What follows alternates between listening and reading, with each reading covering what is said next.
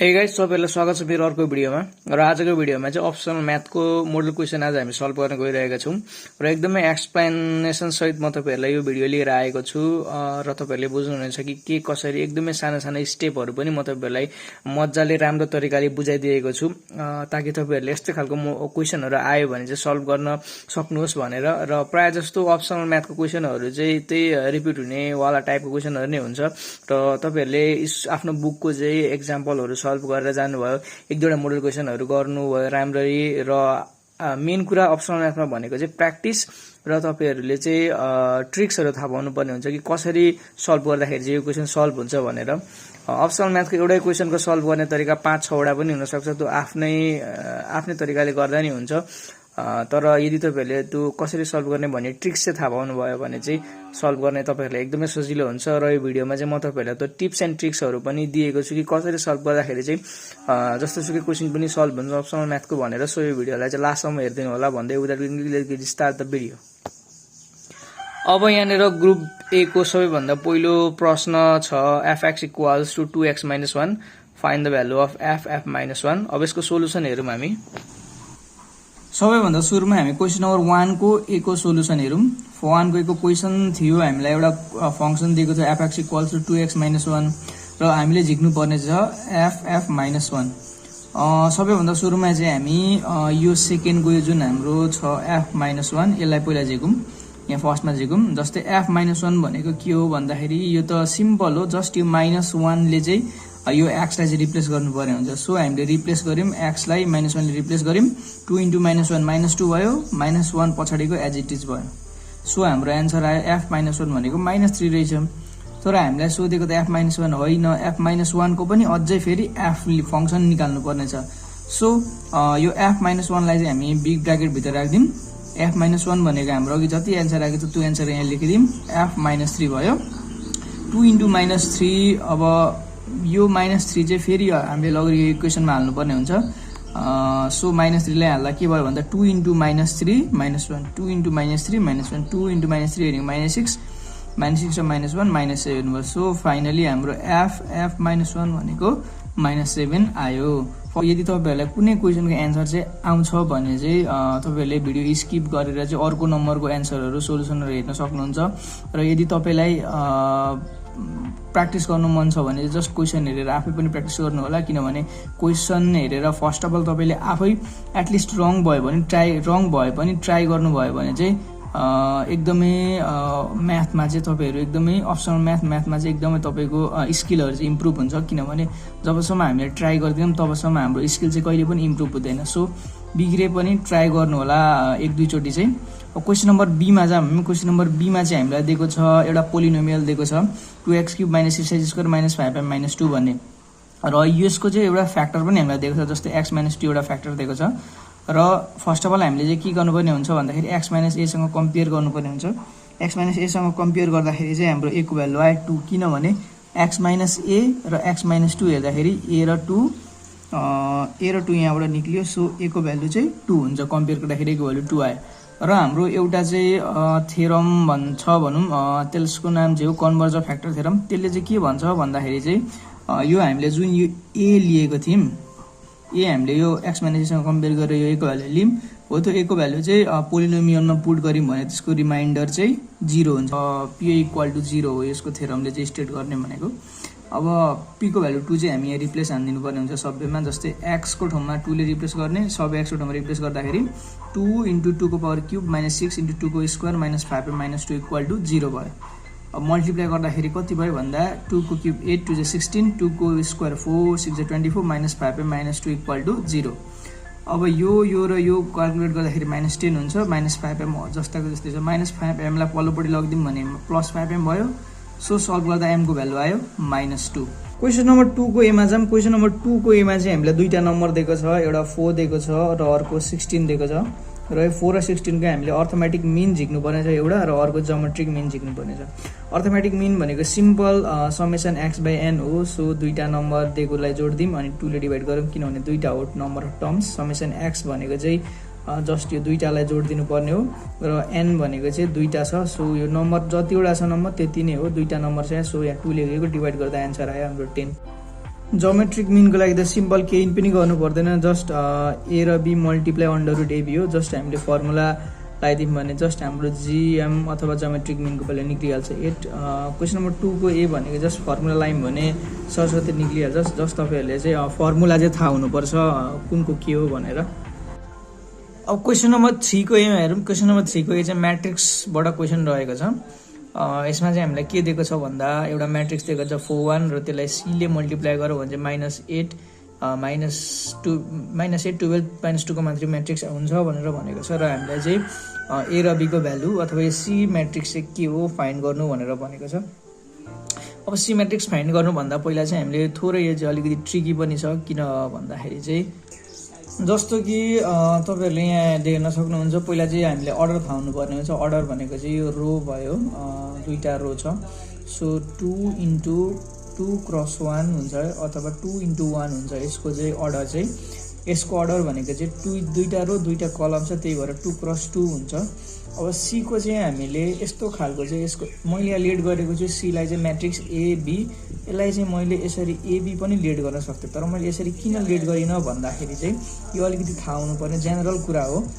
C को चाहिँ हामीले कस्तो खालको चाहिँ अर्डरमा हामीले म्याट्रिक्स बनायौँ भने चाहिँ 2 × 2 म्याट्रिक्स चाहिँ हामीलाई यतापट्टि निकाल्नु पर्ने छ यो दुईवटा मल्टिप्लाई गर्दाखेरि चाहिँ।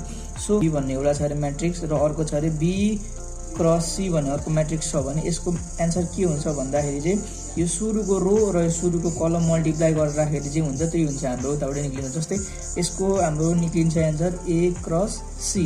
सो हामीलाई चाहिएको चाहिँ 2 × 2 म्याट्रिक्स हो। यसको रो 2 निक्लिन्छ, यो सी को कलम पनि हाम्रो 2 नै हुनुपर्छ।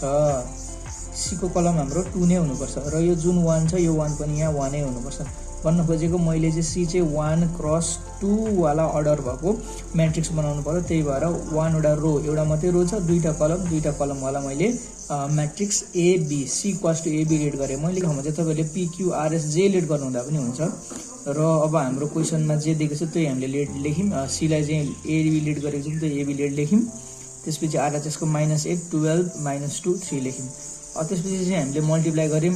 दुईवटा म्याट्रिक्स मल्टिप्लाई गर्न त आउँछ होला पक्कै पनि तपाईँहरूलाई। यदि आउँदैन भने चाहिँ मल्टिप्लाई कसरी हुन्छ भन्दा यसको रोले यसको कलमलाई मल्टिप्लाई गर्छ। यसको रो एउटा मात्रै छ 4, कलममा एउटा मात्रै छ ए, 4 × ए भयो। फेरि यसको रो 4 भयो, यसको कलम भनेको बी भयो, 4 × बी भयो। अब यो 1 ले एलाई गर्छ, फेरि 1 ले बीलाई गर्छ, 1 × ए भयो, 1 × बी भयो। अब यसपछि त केही नै छैन, जस्ट यो भ्यालु र यो भ्यालु बराबरी हुन्छ, यो भ्यालु र यो भ्यालु बराबरी, यो र यो बराबरी, यो र यो बराबरी।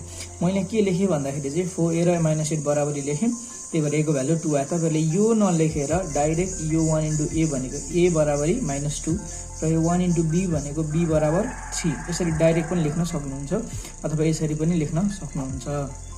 अब क्वेसन नम्बर 3 को बीमा जाउँ। क्वेसन नम्बर 3 को बी चाहिँ कोअर्डिनेट ज्योमेट्रीबाट आएको छ क्वेसन।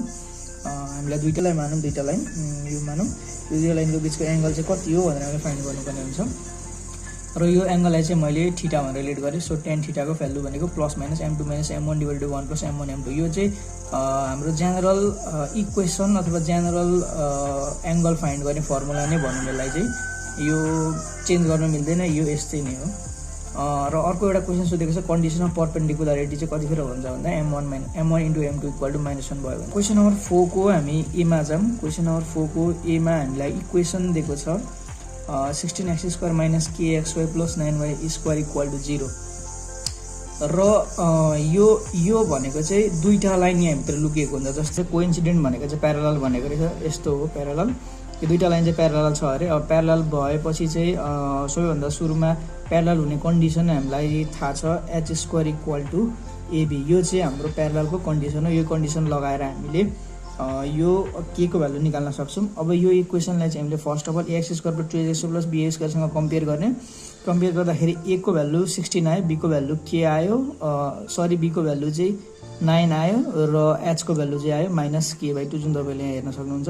र हाम्रो कन्डिसन भनेको चाहिँ कन्डिसन अफ प्यारलालिजम अथवा कोइन्सिडेन्ट भनेको चाहिँ h² = ab हो। सो यहाँबाट सल्भ गर्दाखेरि के को भ्यालु आयो +-24। त्यसै गरी क्वेसन नम्बर 4 को बी को क्वेसन हेर्ने हो भने चाहिँ हामीलाई एउटा सर्कल भनेको चाहिँ फिगर त दिएको छैन, मैले एउटा रफ फिगर बनाएको हो। यो क्वेसनमा चाहिँ एउटा सर्कलको चाहिँ एउटा डायमिटरको चाहिँ दुईटा पोइन्टहरू दिएको छ। जस्तै मैले लेट गरेँ एउटा पोइन्ट ए 0,6 अर्को 8,0 भनेर लेट गरेँ। अब हामीलाई गिभन इन डायमिटर भनेको 0,6 र 8,0 छ। यसलाई मैले x1 y1 यसलाई मैले x2 y2 लेट गरेँ। तपाईँहरूले यसलाई x1 y1 यसलाई x2 y2 लेट गर्न पनि सक्नुहुन्छ।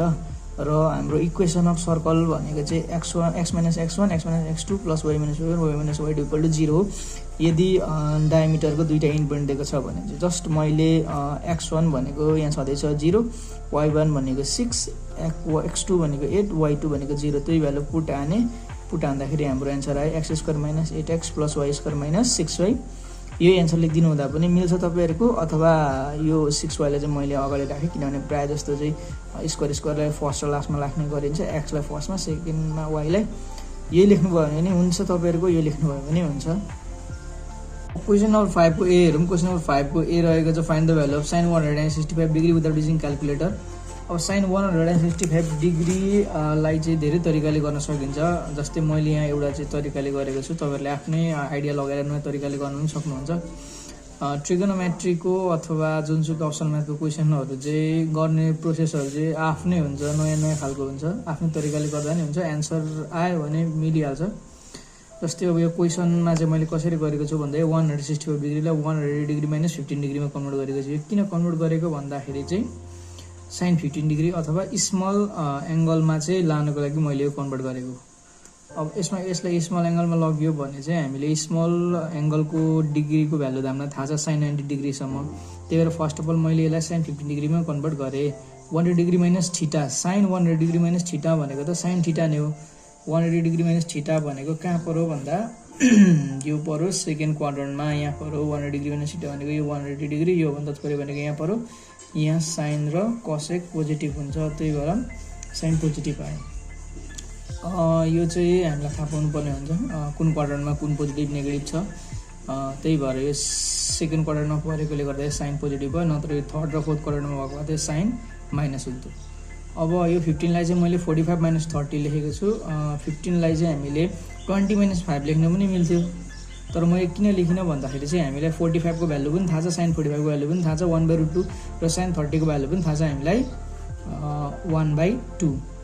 त्यही भएर हामीलाई जुन भ्यालुको थाहा छ स्ट्यान्डर्ड भ्यालु थाहा छ, जुन भ्यालु चाहिँ हुन्छ स्ट्यान्डर्ड भ्यालु 30, 45, 60, 90 हो त्यस्तो टर्ममा चाहिँ कन्भर्ट गर्नुपर्ने हुन्छ। सो मैले 15लाई लेखेँ मैले 45 माइनस 30 डिग्री। यो भएको छ साइन ए माइनस बी भएको छ। अब साइन ए माइनस बीको फर्मुला भनेको साइन ए कस बी माइनस कस ए साइन बी हो। यो तपाईँहरूलाई थाहा छ कि छैन, यो थाहा छैन भने यो पढ्न सक्नुहुन्छ तपाईँहरू। 1/2√2 भयो। अब यो 2√2 मुनि एलसिएम लिँदाखेरि के भयो भन्दाखेरि चाहिँ माथि √3 - 1 उब्रियो। 8 5 को बी हेरौँ। 5 को बीमा चाहिँ solve LHS equals to RHS prove गर्नुपर्ने छ। एलएचएसबाट स्टार्ट गर्दाखेरि चाहिँ यो ए चाहिँ हामीलाई क्वेसनमा दिएको छैन, a/3 दिएको छ। सो यो एलाई चाहिँ हामीले फर्स्ट अफ अल a/3 बनायौँ। अब a/3 यतिकै बनाउनु मिलेन किनभने साइन ए बनाउनु पर्ने छ। सो हामीले यहाँ 3 एड गऱ्यौँ, यो 3 क्यान्सल हुँदाखेरि साइन ए एउटै, यसलाई ए जस्तो देखियो। साइन 3a को टर्ममा यो कन्भर्ट भयो र साइन 3a को फर्मुला हुन्छ 3 sine A minus 4 sine cube A. त्यो फर्मुला हामीले यहाँनिर लगायौँ 3 sine A minus 4 sine cube A. अब साइन a/3 को हामीलाई भ्यालु थाहा छँदैछ, त्यो लगायौँ हामीले यहाँ। साइन क्युब ए को भ्यालु पनि हामीलाई थाहा छँदैछ किनभने यो साइन a/3 लाई क्युब गर्नुपर्ने हो। 1/2 को क्युब भनेको 1/8 हो। सो मैले यहाँ 4/8 डाइरेक्टली लेखिदिएँ। अनि अर्को छ a + 1/a को होल क्युब छ। 8 छ, यो 4 काटिन्छ, 4 1 जा 4, 4 2 जा 8 हुन्छ। सो हाम्रो इक्वेसन हुन्छ 3/2 a + 1/a minus 1/2 a + 1/a को होल क्युब भयो भन्दाखेरि चाहिँ यो दुईटाबाट चाहिँ हामीले फर्स्ट अफ अल माइनस 1/2 चाहिँ कमन लियौँ। कमन किन लिएको भन्दाखेरि चाहिँ हामीले आरएचएसमा यतापट्टि हेर्ने हो भने आरएचएसमा हाम्रो छ माइनस 1/2। सो हाम्रो एउटा टेक्निक यो LHS equals to RHS prove गर्दाखेरि चाहिँ जहिले पनि आरएचएसमा हेर्नुपर्ने हुन्छ। आरएचएसमा जे छ त्यसलाई चाहिँ फर्स्ट अफ अल सुरुमा जे छ त्यो चाहिँ सुरुमा बनाउने प्रयास गर्नु होला। यदि तपाईँले फर्स्टको बनाउनु भयो भने लास्टको आफै बनिएर जान्छ। यो चाहिँ एउटा टिप्स एन्ड ट्रिक्स पनि भयो तपाईँहरूलाई ट्रिगोनोमेट्रीमा LHS equals to RHS prove गर्नको लागि। धेरैजना विद्यार्थीहरूलाई चाहिँ एलएचएस इक्वल्स टु आरएचएसमा धेरै समस्या हुने गर्छ। सो यो चाहिँ तपाईँहरूले यसरी गर्न सक्नुहुन्छ। अब -1/2 हामीले बनाइसक्यो। अब -1/2 भनेपछि भित्र त a क्यूब + 1/a³ आफै बनिन्छ यो चाहिँ। जस्तै हाम्रो एन्सरहरु पनि यहाँनेर -1/2 मैले कमन लिए फर्स्टमा -1/2 कमन लिएपछि यसलाई चाहिँ मैले सुरुमा लेखेको छु। यो -1/2 यहाँबाट गएपछि कति उब्रियो भन्दा a + 1/a को होल क्यूब उब्रियो।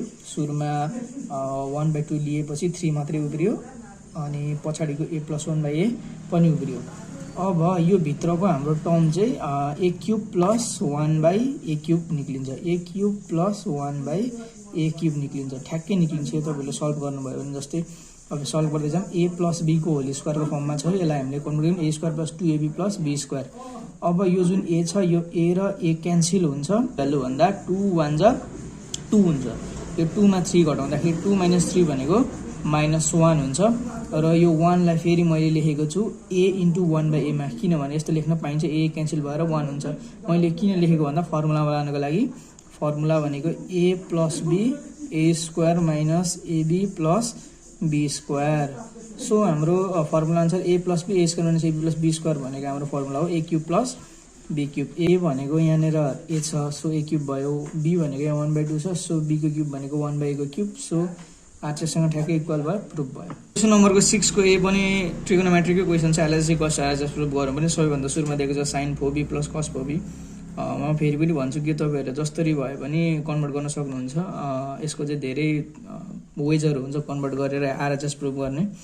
मैले यहाँ एउटा तरिका छ। यो तरिका भनेको चाहिँ a² + b² को फर्ममा यसलाई कन्भर्ट गरे अनि a + b को होल स्क्वायर - 2ab बनाइदिए।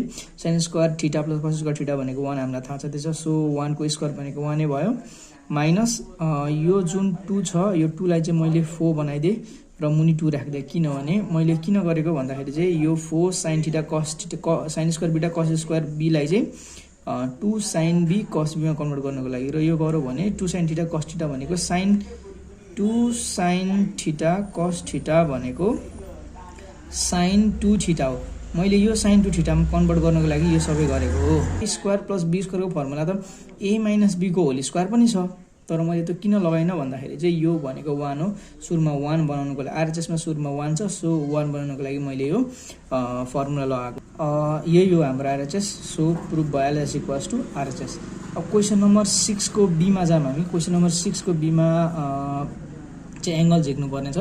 जस्तै हामीलाई दिएको छ इक्वेसन 2 cos θ = sec θ। sec θ लाई 1/cos θ मा कन्भर्ट गर्दियौं।